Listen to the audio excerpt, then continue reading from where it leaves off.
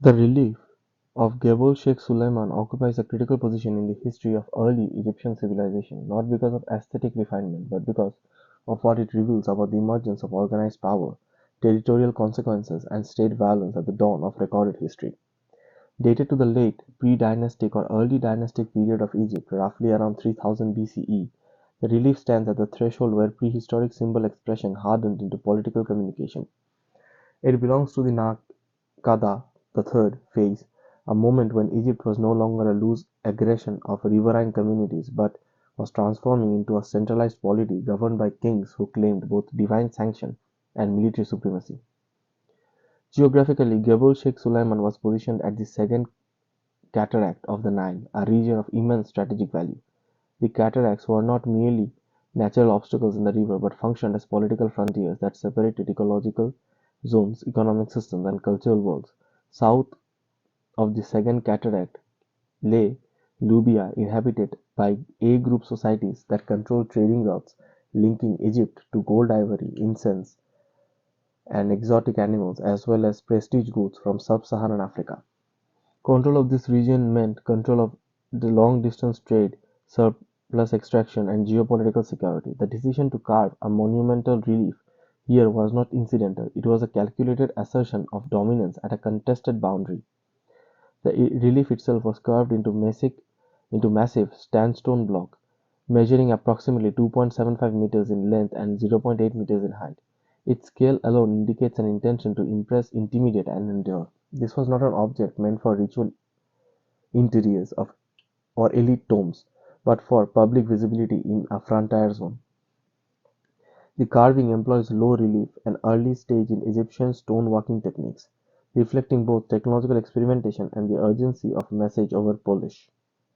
What matters in this relief is not finesse, but legibility and permanence.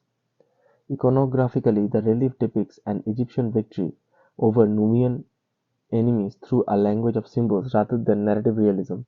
Central to the composition is a royal syrekh, the emblematic representation of kingship in the early Egyptian timeline.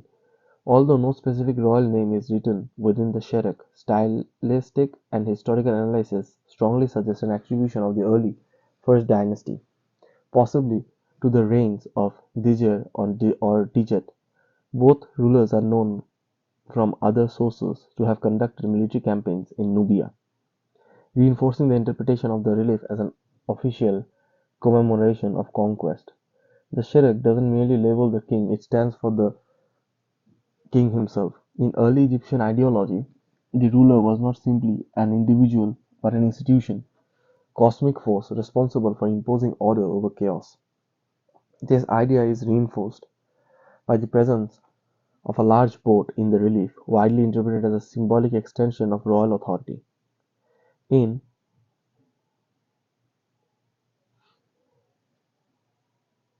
In pre-dynastic and early dynastic thought, the boat was associated with control over the Nile, movement of space, and divine passage. Here the boat overwhelms defeated enemies, visually communicating the resistance of the Egyptian king is futile both on land and water. At the low portion of the relief appear circular forms commonly interpreted as a representation of cities or fortified settlements. The placement beneath of the royal symbol reinforces a hierarchy, the king above, the conquered communities below.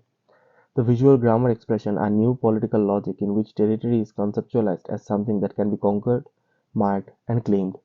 The relief thus provide early evidence of territorial thinking, a crucial component of state formation. The Nubian enemies depicted in relief are shown as defeated, bound, or crushed beneath royal imaginary. They are not individuals, they are rendered as collective anonymous mass. The abstraction is significant. It indicates that the purpose of the relief was not to document a specific battle but to establish a generalized narrative of domination. The message is simple.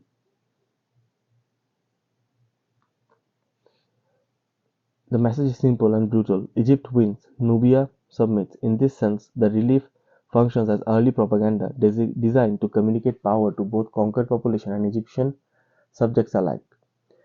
Stylistically, the relief draws heavily on earlier visual transition from Nakata II, including compositions seen in the Gebel al-Arak knife and the painted fresco of Tomb 100 at Hierakonpolis.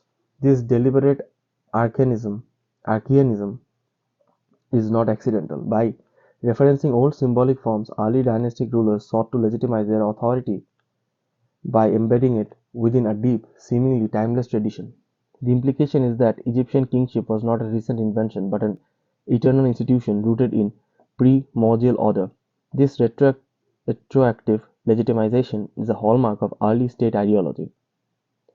The relief also demonstrates the gradual emergence of hieroglyphic writing from early Pictorial systems.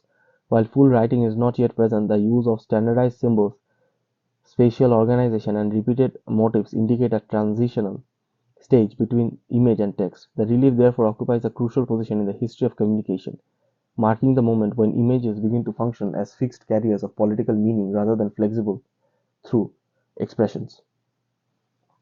Nearby discoveries reinforce the interpretation of Gebel Sheikh Suleiman as a militarized frontier zone. A second inscription, commonly known as the Scorpion relief, depicts a large scorpion accompanied by bound captives.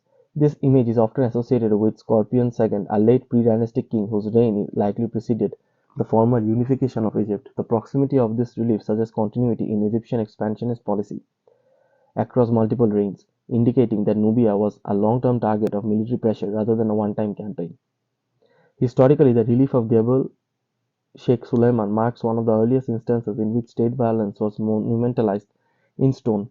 This is not merely a record of war, it is a declaration that violence is legitimate when exercised by the king, and that conquest is foundational act of political order.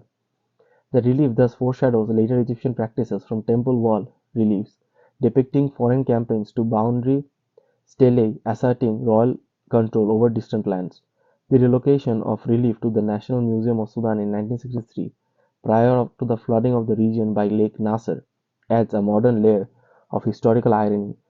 A, a monument originally carved to assert Egyptian dominance over Nubia is now preserved with Sudan, a modern national a modern nation-state whose territory once bore the weight of that ancient domination.